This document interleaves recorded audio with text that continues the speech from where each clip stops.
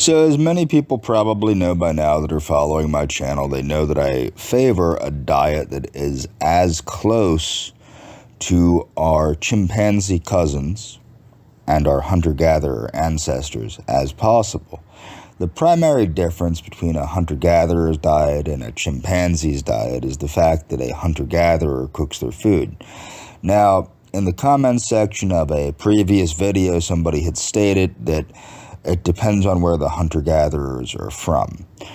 This is true, but humans are not really that well adapted to living in frigid climates and things like that. The human's natural habitat is a tropical environment. That is true. Now, I know people are saying, but Caucasoid people and of course, Asian people, they've developed to live in Arctic and subarctic climates as well as temperate climates.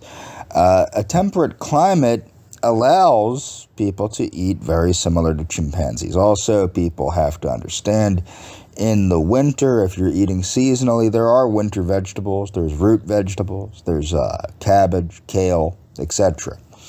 Now, this is from Project Chimps, provides an appetizing menu for chimps.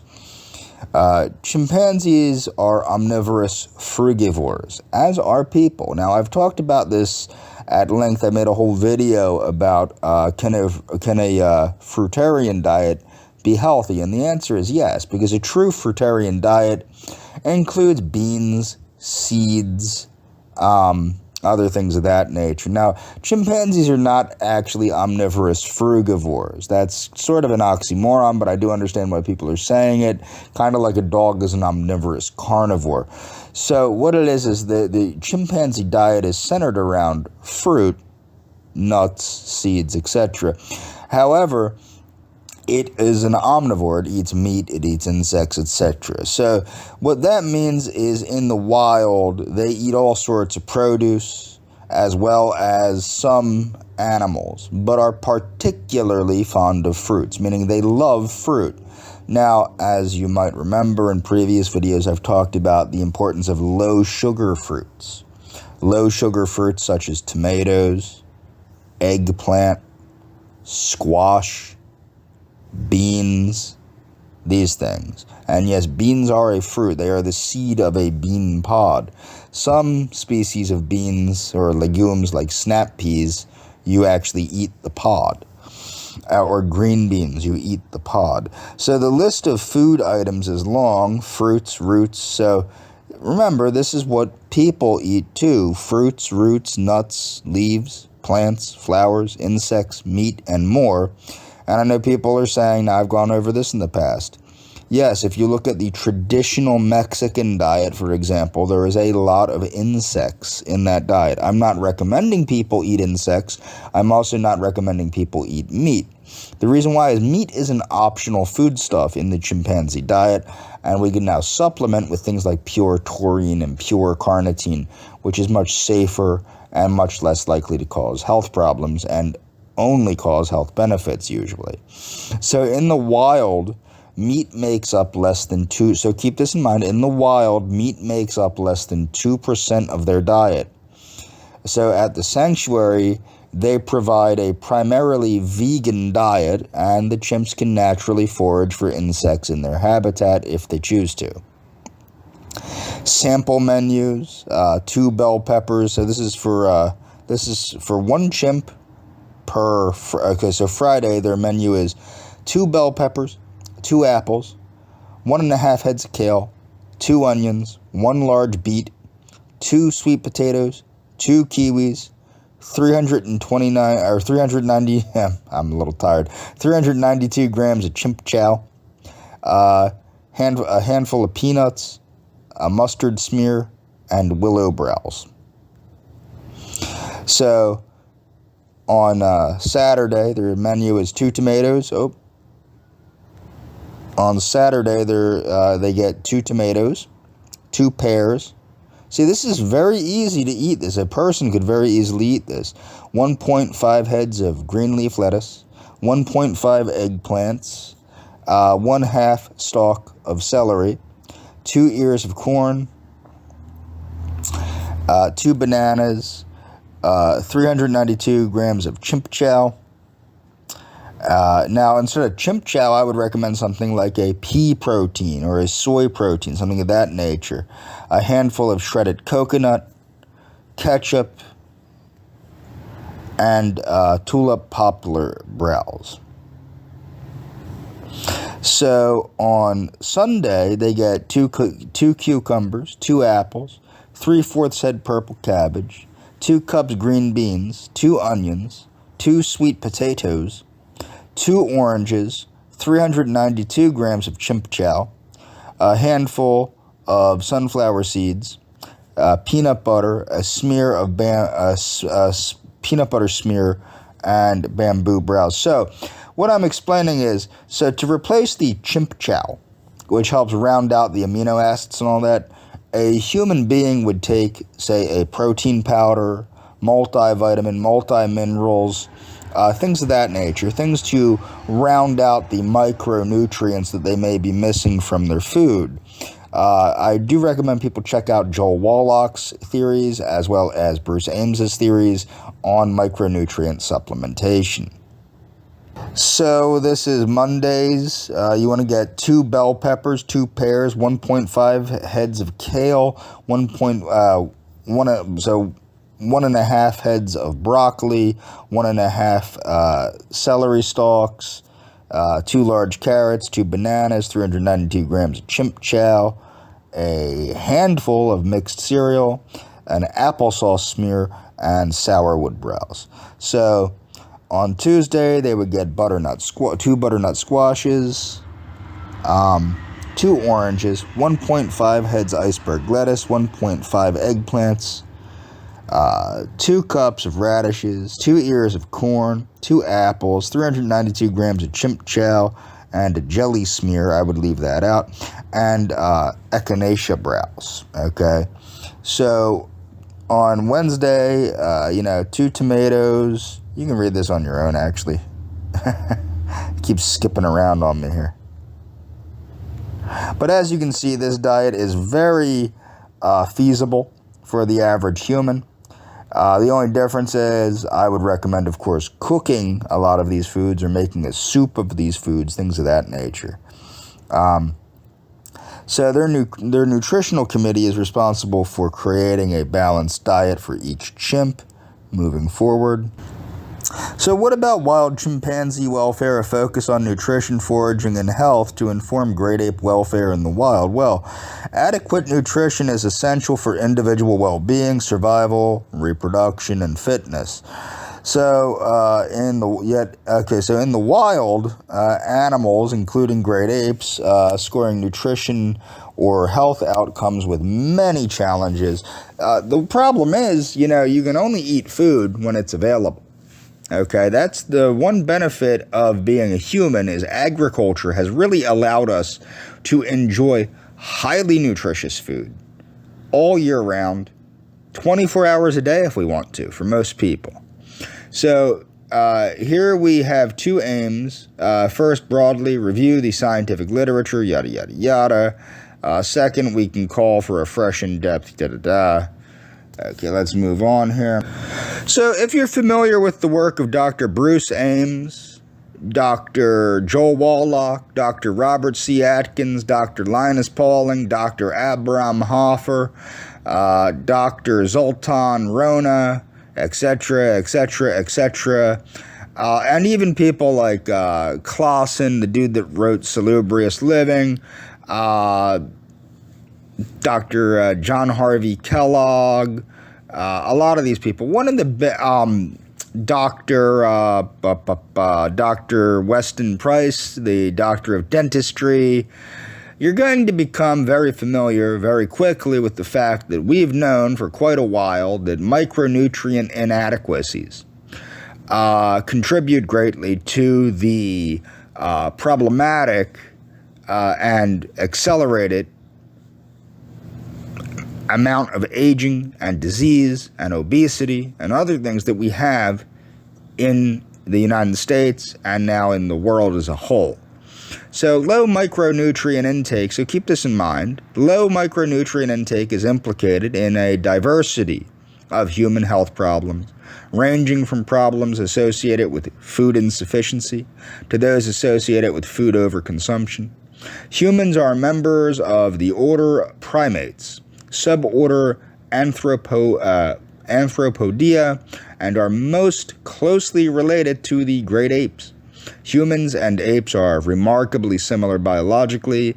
In the wild, apes and monkeys consume diets composed largely of plant foods, primarily the fruits and leaves of tropical forest trees and vines. Considerable evidence indicates that the ancestral line giving rise to humans was likewise strongly herbivorous, plant-eating. The wild plant parts consumed by apes and monkeys show moderate to high levels of minerals and vitamins. The estimated daily intake of specific minerals, vitamin C, and some other vitamins by wild primates is often quite high in comparison to intake levels of the same micronutrients recommended for humans.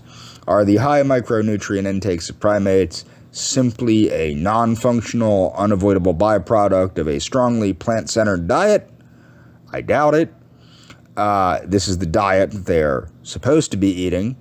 A better understanding of the basis of this apparent difference between humans and wild primates could help to clarify the range of proportions of micronutrients best suited for optimal human development, health, and longevity. Now, I'm going to be doing another video series about this, and what you're going to understand is in Africa, in Asia, amongst the Zulus, amongst the Yemenite Jews, amongst various people, like Weston Price had pointed out when Weston Price wrote his book, Nutrition and Physical Degeneration, when human beings, whether they're Australian Aborigines, whether they're Zulus from Africa, whether they're Eskimos, or whether they're Amazonian Indians, or what have you, when isolated people begin to eat foods, as Weston Price said, the foods of commerce,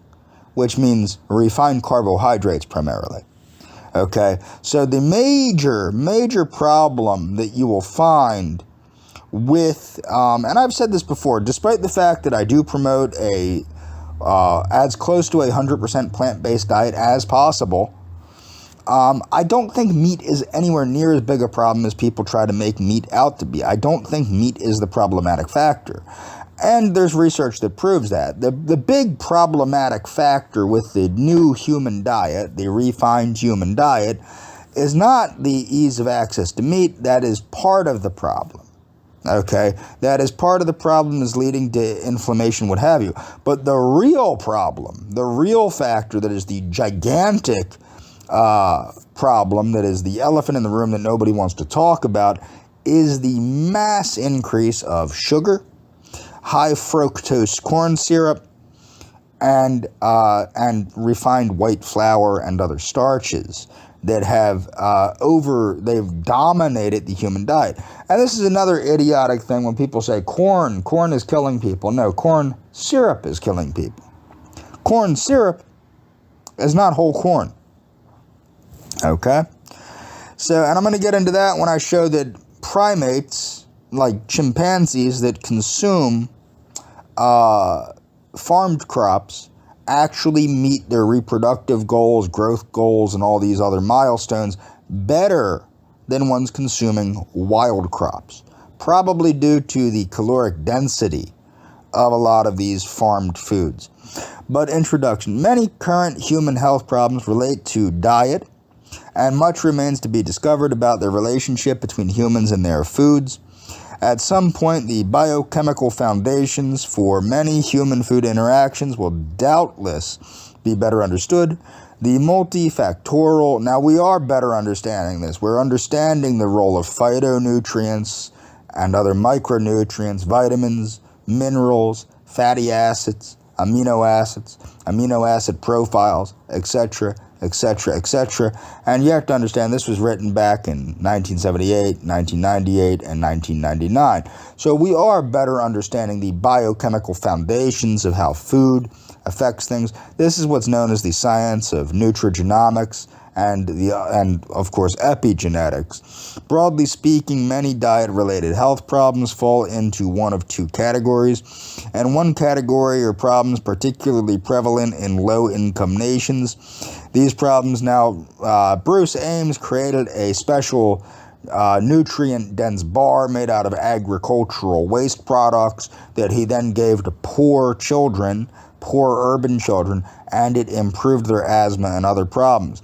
So a lot of this is being caused by a lack of proper nutrients. So these problems are related to insufficiency of high-quality foods, especially in infancy and adulthood, especially in infancy and infancy and childhood, but especially in infancy and especially in the stages of fetal development, of the development of the embryo. You can watch Joel Wallach's videos and read Joel Wallach's books, and you will quickly understand the connection between micronutrient insufficiency and the development of severe birth defects. Such insufficiencies is manifested, for example, in the high incidence of linear growth retardation in young children. And this is what you have to understand. So, in North Korea, the North Koreans are quite a bit shorter than the South Koreans. When the United States went to war with Great Britain during the Revolutionary War, the average American was half a foot taller than the average British man, or Britisher. And the reason why was the increased nutrient density of the U.S. diet, of the American diet, of the Native American foodstuffs combined with the European foodstuffs, our uniquely American diet. Now, I did a whole video series about this called Atavism is Where It's At. I recommend people check out that video series. So in the other category are diet-related health problems, especially prevalent in high-income areas. This is the problems where you have too much meat consumption, too much refined food consumption, things like that. But you also have that in the low-income areas with the refined food consumption. Critical examination of the many factors suggested to relate to the multitude of current human health problems stemming either from food inadequacy or food overconsumption. So what you're having, honestly, so what we know that the Cron diet, caloric restriction with optimal nutrition, extends human lifespan. What we have is we have a caloric abundance with nutrient insufficiency is what you have with the average person's diet these days. And that is why people are not going to live as long as they had been. Okay, one of the main reasons. So for this reason, this person focuses on one factor strongly implicated in both sets of problems, namely the micronutrient intake. Using the comparative approach, he examines the available data, or she, I don't know if it's a girl or a guy. Increasing clinical evidence suggests that micronutrients are involved in a vast array of important biochemical processes. It has long been appreciated that an adequate intake of certain micronutrients relates to the prevention of classic deficiency diseases such as pellagra, scurvy, beriberi. An insufficiency of a particular micronutrient is also known to lead to other specific health conditions. A lack of vitamin A, of course, causes vision problems. How many people do we know? Do you know? Do I know? Does everybody know that have poor night vision? Diets, and that's what this video series is about vision, about how to eat properly, how to eat like a great ape. There is still more dietary wisdom from the great apes about how to improve vision. Diets of wild anthropoids, meaning great apes, and monkeys at that point. But a wide variety of field studies provide data on the daily diets of primates in the natural environment. These studies show that both monkeys and apes feed primarily on plant foods. Both monkeys and great apes feed primarily on plant foods, eating moderate to trace amounts of animal sources. moderate to trace amounts. There's not much need for animal sources. Moderate to trace amounts of animal sources, but they feed primarily on plant sources. See, they feed primarily on plant sources and only consume trace amounts of animal sources. For example, on average, African blue monkeys, yada, yada, yada, micronutrient content of wild primate foods. Primates are believed to have evolved in tropical forests, and even today, most are highly arboreal, meaning they live in the trees. Therefore, the plant foods available to them over their long evolutionary history have been largely the leaves, fruits, and flowers of tropical forest trees and vines. Remarkably little is known about the micronutrient content, such as wild foods. Table 1 presents some comparative data on mineral levels of some wild fruit, leaf, and flower species eaten by free-ranging monkeys, apes, and bats. Requirements. As pointed by blah, blah, blah, micronutrient levels offered to captive primates. What micronutrient levels are offered to captive non-human primates? Presented comparative data on levels of several minerals offered captive primates. There is a notable variation. For example, the mean calcium level per kilogram per body weight for monkeys at the London Zoo range from 26 to 120 milligrams, while 400 milligrams per kilogram was offered captive monkeys in Purina chow.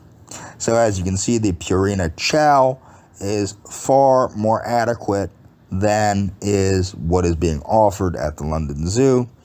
So it seems unlikely that, though not impossible, that humans differ from our anthropoid and micronutrient requirements. I would like to point out that is highly unlikely, and people that follow the work of Bruce Ames and the work of Joel Wallach will quickly understand that is absolutely wrong. We do not differ at all in the micronutrient requirements compared to our anthropoid. It's a matter of it's a matter of dose dependency, milligram per kilogram. Okay, humans, apes, and monkeys are known to differ in some aspects of nutrient requirements. Dietary requirements for vitamin D3 by neotropical primates and nutrient-associated physiology, yada, yada, yada. So comparative data suggests that wild primates take in higher levels of various vitamins and minerals each day than those suggested for humans.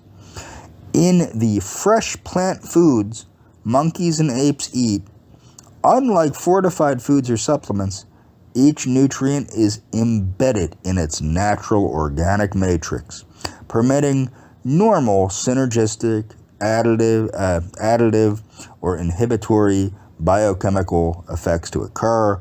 It may be normal for human as well as ape and monkey. Blah, blah, moving forward. So what is a chimpanzee diet?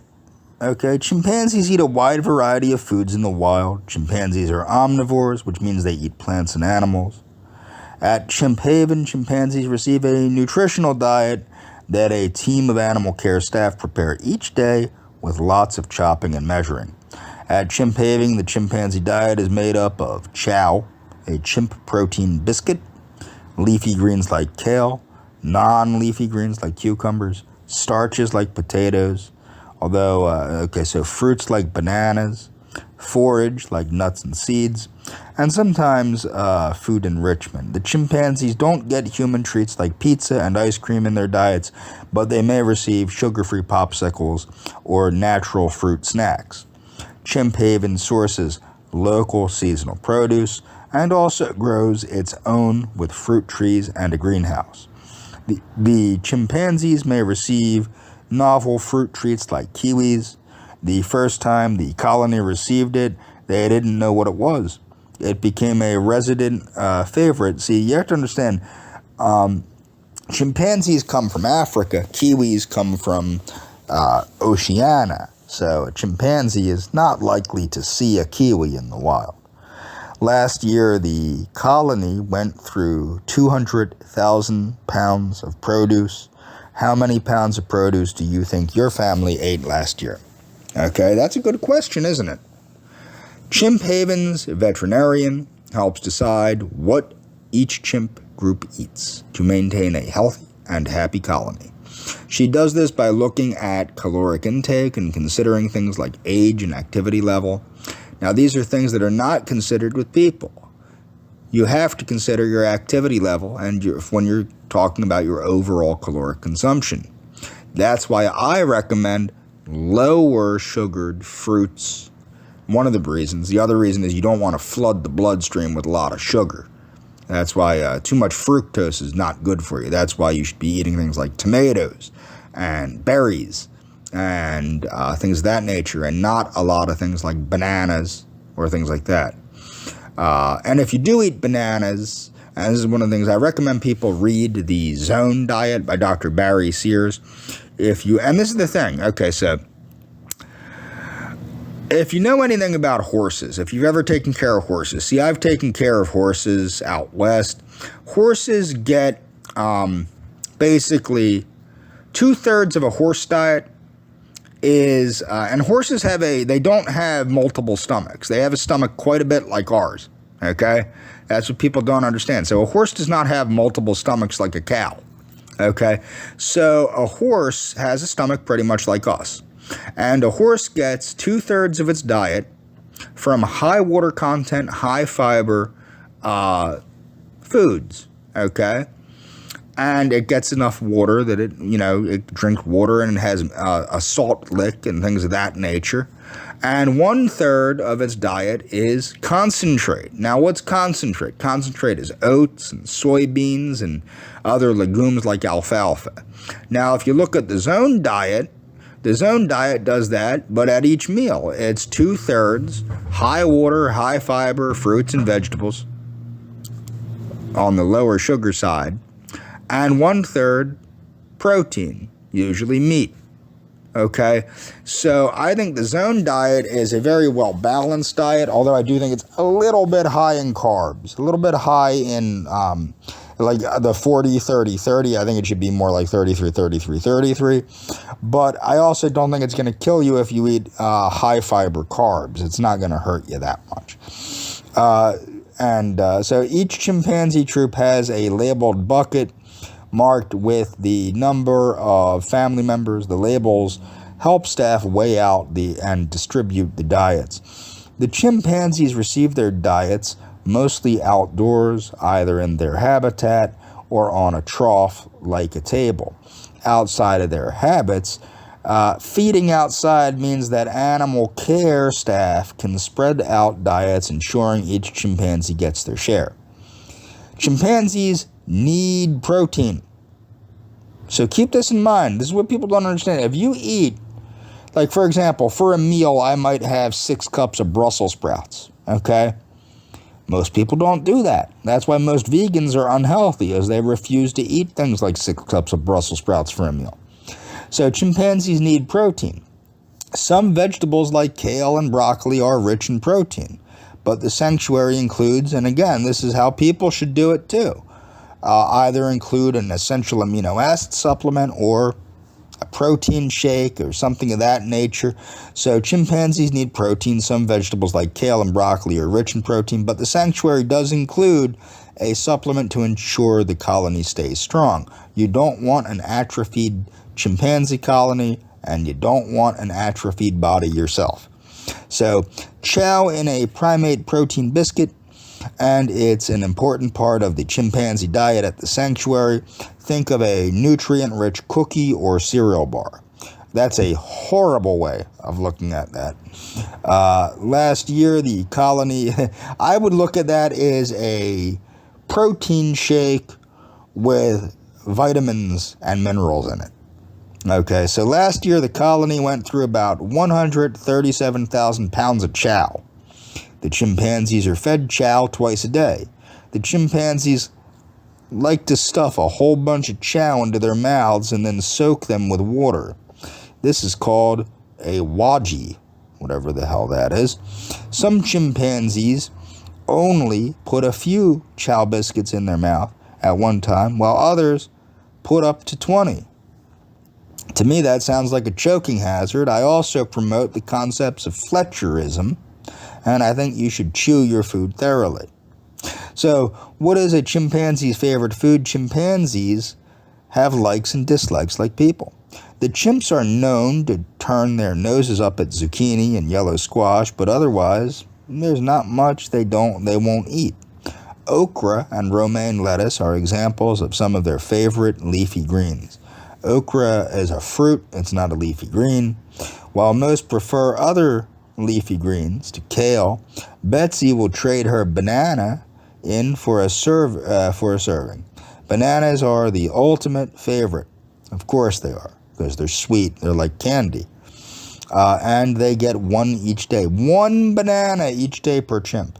Chimp Haven goes through about 150 pounds of bananas each year and 50,000 pounds every year.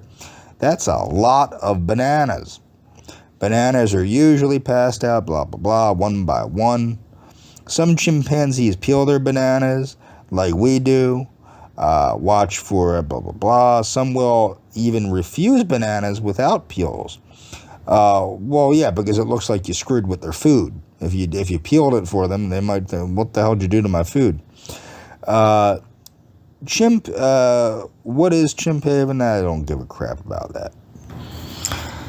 So this is from somebody on Medium. Ultimate human diet. Our genetic relatives may hold the missing link. Are you ready to eat like a chimp?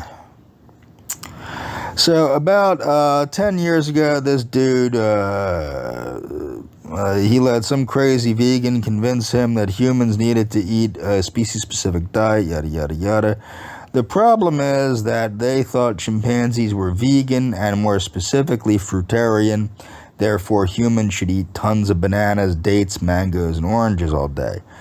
Who was I to dismantle this argument? Now, that's the fact. The problem is they're omnivores, and that's why we need all that good protein. Fast forward a decade, and now he realizes that even if there was a species-specific diet for humans, which there is, and if that diet was based... Think about how idiotic it is to think that there is not a species-specific diet for humans. Take that into consideration. We're some sort of magical animal that does not have a species-specific diet. Dogs have diets. Cats have diets, pigs have diets, sheep have diets, horses have diets, sharks have diets, dolphins have diets, okay? But for some reason, people do not have diets. Does that make any sense? Now, what you will find is as people migrated away from the equator, their diets changed, but we do know that people thrive on plant-centered diets. That's been proven again and again and again. So chimpanzees don't eat bananas all day, duh. In fact, chimp diets seem to include bits of every fad diet that humans like to argue about. Some days there are mono diets. Now this is in a wild situation.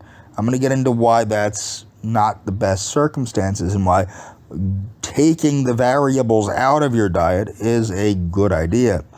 So what do chimps actually eat? Well, they eat fruit, honey, nuts, seeds, figs, blossoms, leaves, okay, insects, meat and eggs, wine, medicinal plants, yada, yada, yada, milk, blah, blah, blah, milk is babies. That's from Jane Goodall's thingamajig there, Jane Goodall's website. So, great ape nutrition, you want to keep it low sugar, high fiber. Low sugar, high fiber, okay? It can lead to increased natural behaviors, decreased regurgitation, and re-ingestion and reversal of prediabetes. So, keeping it low sugar, high fiber. Low sugar, high fiber. Okay, so great apes in captivity have been affected by a variety of conditions, including obesity. So keep this in mind. This is somewhat similar to what? Well, people. People have self-domesticated themselves. So you have to think about it like this. So great apes in captivity have been affected by a variety of conditions. Obesity, okay, heart disease, gastrointestinal and dental diseases, diabetes, all of which are at least influenced, if not caused by, an inappropriate diet. Regurgitation and re-ingestion is also related to diet in great apes. Diets tend to be high in water, soluble carbohydrates, and low in fiber. This study aimed to reduce the WSC and increase the water, what is that? I guess that's water-soluble carbohydrates, and increase fiber concentrations of great ape diets, most notably for chimpanzees, Borean orangutans, Pongo, whatever, Sumatran orangutans. Oh, that's their Latin name, is Pongo, whatever. And Western lowland gorillas, also known as gorilla. That's one hell of a name. And evaluate the behavioral and physiological responses. People will remember my videos on zoochosis. So this has caused physiological responses and behavioral differences. Okay. And yeah, so let's see here. The new diets led to changes, blah, blah, blah, blah, blah. These diets changes significantly increased traveling, foraging, and social affiliative behaviors. So it was beneficial in the sense that it increased their foraging activities and their socialization, and it decreased their inactivity and abnormal behavior patterns. If you read The Warrior Diet by Ori Hofmeckler, he points out how lions and tigers and bears, oh my, these apex predators, when they are in a zoo, they no longer behave like apex predators. They're lazy and tired and fat. Now, this is because they're overfed, okay? And that's a problem. Too many calories in, not enough calories out is a big problem. It's also, that's the other problem. But the problem, besides too many calories in and not enough calories out, is a lack of adequate micronutrients. There is too much micronutrient inadequacy. Many people don't grasp the fact that there is a lot of protein in leafy greens. Like I said, I think it's 6 cups of Brussels sprouts has like 25 or 30 grams of protein, if I remember. You also have nuts and seeds and these things. Half a cup of European pumpkin seeds has like 25 grams of protein or something of that nature. So chimpanzees dine on plants usually in the wild, as well as termites if they get them. They are also known to eat vertebrate flesh, which, you know, the little monkeys. Okay, and some are even known to engage in cannibalism, meaning chimpanzees eating other chimpanzees. However, it remained uncertain how much of a role meat actually plays in their diets, since following chimps, blah, blah, blah. One of the most capable groups of hunters among these apes are the chimpanzees. So you have to see, the chimpanzees are differentiating and changing depending on where they are. There's actually a bonobo, I believe, that actually lit a fire and roasted a marshmallow. You can Google that if you want. But certain groups of chimpanzees have actually developed very good hunting methods. Okay. Animals accumulate the isotope nitrogen, blah, blah, blah, in their bodies. This is carnivore, but build up more nitrogen-15. The researchers stress adult and juvenile male and female chimps in the park are all still got most of their protein from fruits and vegetables. So even these highly efficient hunter chimpanzees still got the majority of their protein from fruits and nuts. Still, these findings reveal that flesh is important for some adult males, and more than an uncommon luxury. As humanity's closest living relatives, chimpanzees are often studied to learn more about human evolution. Until now, there was apparently little difference in diet between male and female chimps, leading to an assumption that the role of man as hunter and woman as gatherer in humans occurred following the split from the common ancestor we share with the chimpanzees. However, this is not the case, okay? So further research into sexual differences in chimpanzee diet would greatly benefit from similar studies, blah, blah, blah, blah, blah, blah. Moving on. Again, we're going to go over that 10 things chimps eat. So what do chimps eat? They eat a lot of figs. They eat fruit in general. They eat nuts and seeds, blossoms and leaves, insects, honey, meat and eggs, palm wine. People might not know that, but chimpanzees actually drink palm wine. That doesn't mean necessarily that you should be drinking wine. They intuitively eat medicinal plants. And, of course, as babies, baby chimpanzee drinks milk. This is one of the things that needs to be stressed, that baby vegans must consume mother's milk until they're about 2 or 3 years old, ideally. They can't get the nutrients they need from raw plants, especially, but not even cooked plants. Babies, in their formative years, whether they're human or chimp or cow, etc., mammalian babies require mother's milk moving forward. So this is about the hunter-gatherer diet. A traditional hunter-gatherer or forager is a human living an ancestral-derived lifestyle in which most or all food is obtained by foraging. This is by gathering food from local naturally occurring sources, especially edible wild plants, but also insects, fungi. See, remember, what do chimps eat? Well, if you remember, chimps eat all this good stuff. So they eat, plants, but also fungi, insects, honey, bird eggs, or anything safe to eat, and or by hunting game, pursuing and or trapping and killing wild animals, including catching fish. This is a common practice among most omnivores. Hunter-gatherer societies stand in contrast to the more sedentary agricultural societies, which rely mainly on cultivated crops and raising domestic. Now, are cultivated crops bad for you? We're going to get into that. No, they're not. So hunting and gathering was humanity's original and most enduring, successful, competitive adaptation in the natural world, occupying at least 90% of human history. So for 90% of the human animal's history, it was spent hunting and gathering. And even in agrarian societies, you have to remember, hunting and fishing and gathering berries and nuts and wild fruits and wild nuts and what have you was very common, okay? Looking at truffle hunting, for example, and things like this, still done today. So, as one moves away from the equator, I talked about this earlier, the importance of plant food decreases. No, it doesn't. It's just there isn't as much plant food available.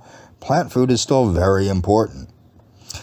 This is why we see health improvements in the Eskimos with the consumption of vegetables, okay? And in Tibet, thanks to the Chinese conquest of Tibet and the implementation of greenhouse farms, people in Tibet are finally getting vegetables in their diet. In cold and heavily forested environments, edible plant foods and large game are less abundant, and hunter-gatherers may turn to aquatic resources to compensate. Hunter-gatherers in cold climates also rely more on stored food than those in warm climates, because you can get away with it. You can get away with storing food. However, aquatic resources tend to be costly, requiring boats and fishing technology, and this may have impeded their intensive use in prehistory. Marine food probably did not start becoming prominent in the diet until relatively recently during the late Stone Age. In southern Africa and the Upper Paleolithic in Europe, fat is important in assessing the quality of game among hunter-gatherers. So there was research done with these two dudes that locked themselves in a hospital and were monitored medically and lived on a 100% meat diet. The thing is, they needed fatty meat. Now, anybody that had third grade American history will remember the term rabbit sickness. Now, what rabbit sickness is a wasting disease. So if you're consuming nothing but protein and no fat or no carbohydrate, ideally you want to get protein, fat, and carbohydrate. But regardless, you absolutely must have protein and fat or protein and carbohydrate. If you do not, you will get a wasting disease that no matter how much protein you consume, you will continually lose weight. So consuming too much lean meat leads to an adverse health effect such as protein poisoning and can in extreme cases lead to death. Additionally, a diet high in protein and low in other macronutrients results in the body using the protein for energy, possibly leading to protein deficiency. So this is another thing. Some children that have been put on high protein diets for the treatment of seizures have lost protein. So what happens is the body, as I explained, you develop a wasting disease. Now you have to remember, carbohydrates are protein sparing.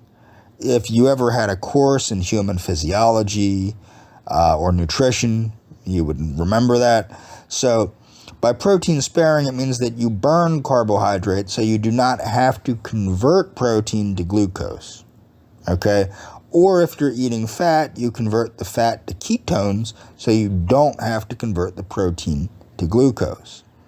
So lean meat becomes especially problematic when animals go through the lean season that requires them to metabolize fatty deposits.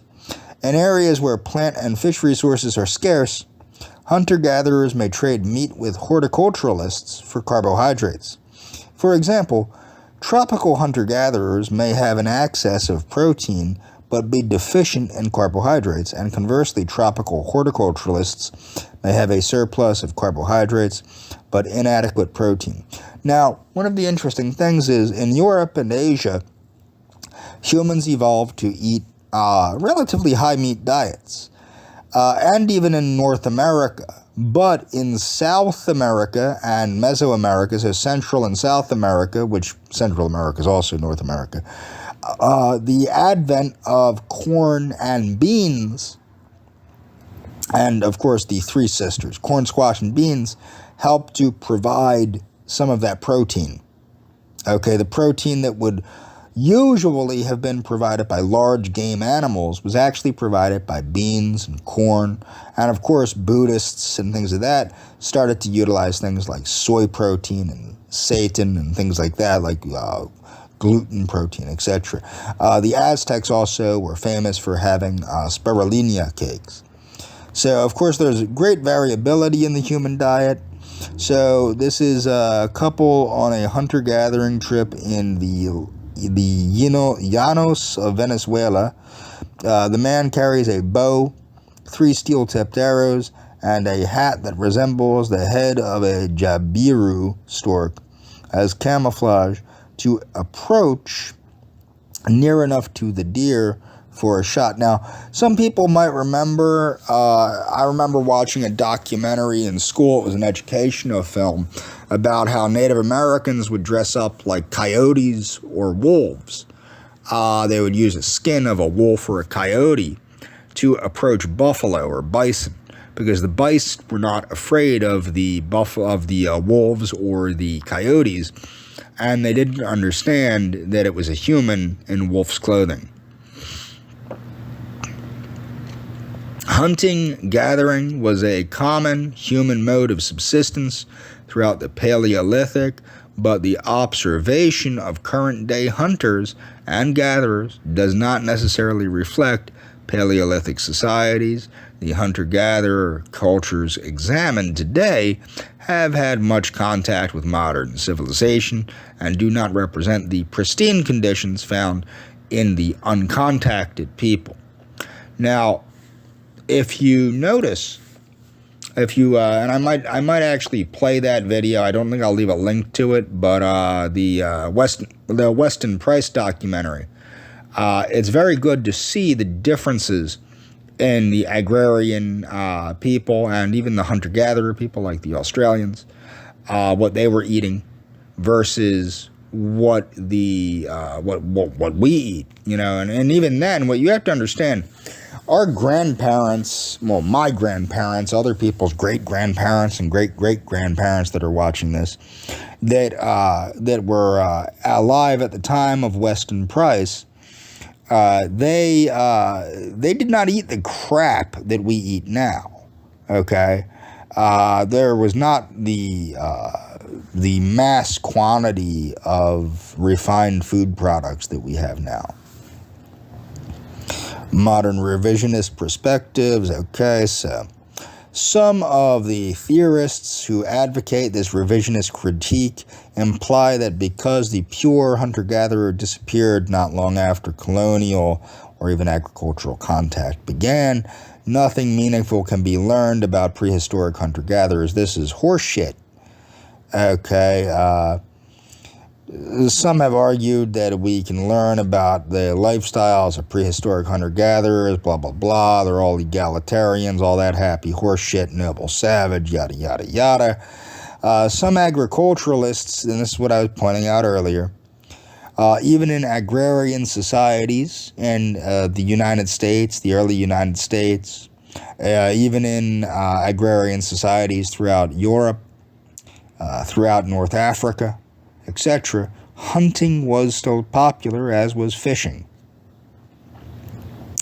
Now, if you look at the build of these Australian Aborigines, you might go, well, they're just genetically superior. That's why they look like that. No, they're not. If you ever look at the statues of classic Greeks, where do you think they got their physiques? People were eating better and doing things that we don't do now. Get what I'm saying? Do people dig what I'm saying here? People ate better food and did things that we just don't do now, like move around and pick up heavy stuff, okay? Swim and run, jump, duck, roll. There are nevertheless a number of contemporary hunter-gathering peoples who, after contact with other societies, continue their ways of life with very little external influence, or with modifications that perpetuate the viability of hunting and gathering. For example, the steel-tipped arrows. One such group is the Pila Nguru of Western Australia, whose habitat is the Great Victoria Desert, has proved unsuitable for European agriculture and even pastoralism. Another are the Sentinelese of the Andaman Islands in the Indian Ocean. They're uncontacted, as far as I know, who live on the North Sentinel Island and to date have maintained their independence and existence. They're definitely uncontacted. They repel everybody that tries to come there. So in the Americas, evidence suggests that big game hunter-gatherers crossed the Bering Strait, yada, yada, yada, all that good stuff. So we're going to move on here. When we come back, I'm going to talk more about hunter-gatherer culture. Now, one of the, what people don't understand is, one of the things that caused the explosion of the anthropoid brain, the chimpanzee, gorilla, human brain, is our socialization. Hunter-gathering societies improved socialization, improved cultural understanding.